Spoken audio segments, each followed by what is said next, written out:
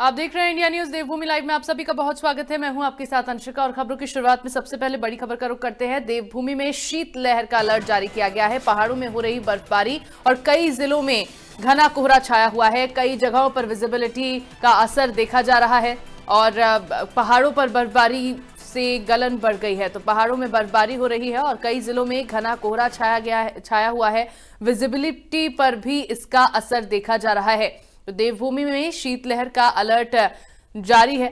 लगातार पहाड़ी इलाकों में जिस तरह से बर्फबारी हो रही है, बढ़ती ठंड के बीच लोगों के लिए काफी परेशानियां हो रही हैं। अलाव और गर्म कपड़ों का सहारा लोग ले रहे हैं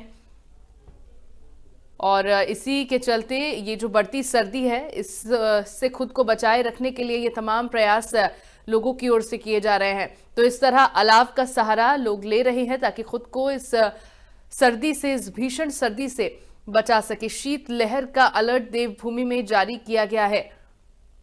शीतलहर का अलर्ट यानी कि सर्दी जो है, ठंड जो है वो बढ़ती चली जा रही है।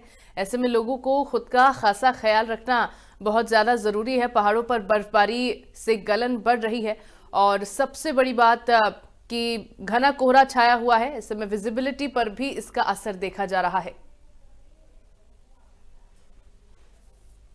और खबर पर ज्यादा जानकारी के लिए मेरे साथ संवाददाता सचिन कुमार देहरादून से लाइव जुड़ गए हैं। सचिन, देहरादून में मौसम को लेकर क्या अपडेट है? क्या तापमान देहरादून का? देखिए, जहां तक उत्तराखंड की बात करी जाए, हम देहरादून से शुरुआत करते हैं। तो देहरादून में इस वक्त जो है 7 डिग्री सेल्सियस तापमान है। वहीं बात करी जाए तो जहां ऊंचाई वाले क्षेत्र हैं, हम पहाड़ों की बात करें, ऊंचाई वाले क्षेत्रों में जो है बर्फबारी लगातार पड़ रही है। चाहे इसमें जो है केदारनाथ की बात करें या बद्रीनाथ की बात करें या औली की बात करें, तो लगातार जहां ऊंचाई वाले क्षेत्र हैं या पहाड़ी क्षेत्र हैं, वहां पर हाँ, तापमान में गिरावट जरूर है। लेकिन मैदानी क्षेत्रों में, जहां जैसे हरिद्वार की बात करते हैं, क्योंकि गंगा का तट है, तो वहां पर धुंध दिखाई दे रही है। क्योंकि सुबह के समय जो है जिस प्रकार से जो है धुंध दिखाई देती है और वहीं 10-11 बजे करीब वो धुंध साफ हो जाती है। वहीं देहरादून की बात करते हैं तो देहरादून में जहां तक मौसम विभाग की जो चेतावनी दी है, क्योंकि अभी बारिश का कोई आसार नहीं है, वहीं हाँ जरूर यह है कि ठंड लगातार बढ़ रही है। लेकिन आने वाले जो समय होगा या अगला वर्ष होगा जनवरी का, वहां पर जो है वहीं मसूरी जहाँ धनौल्टी पड़ता है, वहां पर बर्फबारी देखने को मिलेगी। हाँ, लेकिन यहाँ से अगर बात करी जाए देहरादून से हम अगर बात करें तो एक समय ऐसा था कि यहाँ पर जो है बर्फबारी देखने को मिलती थी, क्योंकि 97 की अगर हम बात करी जाए तो। लेकिन हाँ, ग्लोबल वार्मिंग का फर्क कहीं ना कहीं मौसम की बात करें तो कहीं ना कहीं फर्क पड़ता है, क्योंकि समय से बारिश होती थी, बर्फबारी होती थी, लेकिन वो नजारा अब इस तरीके से नहीं दिखाई देता है। वहीं बात करी जाए तो हम बद्रीनाथ की बात करते हैं, तो जो वहाँ के जो माउंटेन्स है या वैली है या घाटी है, तो उनकी जो चोटियां होती थी वहां पर बर्फबारी दिखाई देती थी। लेकिन इस वक्त जो है जो बर्फबारी है बहुत कम है। हाँ, लेकिन हाँ, अगर जनवरी नए साल में जो है बर्फबारी के आसार बढ़ेगा। लेकिन केदारनाथ की बात करी जाए तो वहां पर लगातार जो है बर्फबारी बढ़ रही है। वहीं बारिश को लेकर वहीं प्रशासन की बात करें तो प्रशासन ने जो है 55 ऐसे रैन बसेरे जहां पर अलाव की व्यवस्था करी हुई है। सरकार ने पूर्ण रूप से व्यवस्था करी हुई है। जो गरीब लोग हैं या उनको कंबल बांटने का कार्य जो प्रशासन कर रहा है लगातार। मैं आपको चीज और बताना चाहूंगा कि इस वक्त हम देहरादून की अगर बात करें तो देहरादून में इस वक्त जो मौसम है, हल्की धुंध जो है चारों तरफ छाई हुई है।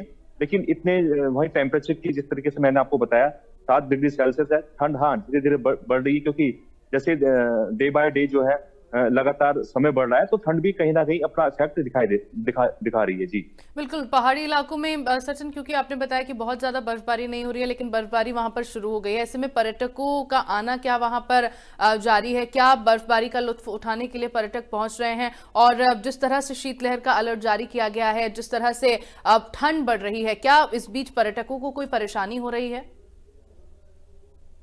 देखिए, क्योंकि देवभूमि जो है पर्यटक स्थल है, क्योंकि देवों की भूमि है यहाँ पर।